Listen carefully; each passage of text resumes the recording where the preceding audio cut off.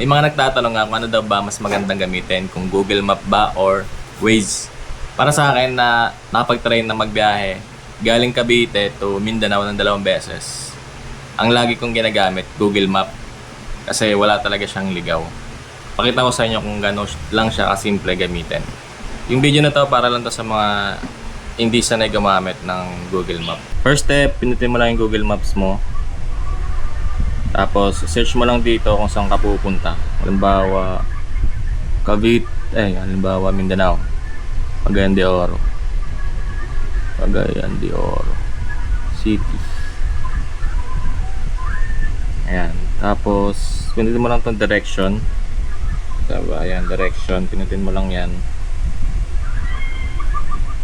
Tapos, kung nasaan ka ngayon, your location. Pinutin mo lang your location.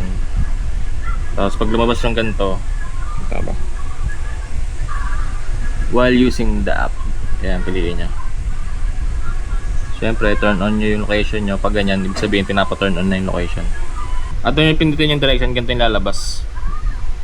Tapos, punta lang kayo dito sa tatlong tuldok na yan.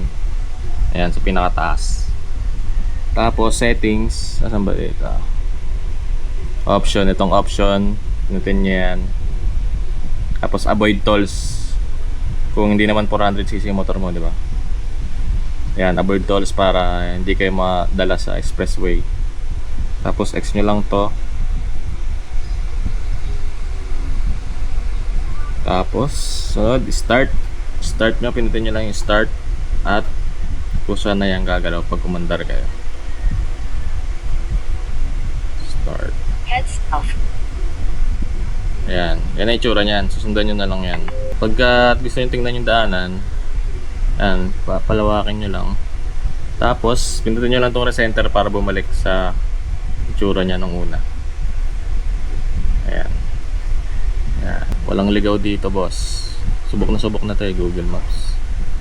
Ayos yun na. Marunong ka nang gumamit ng Google Maps. Recenter.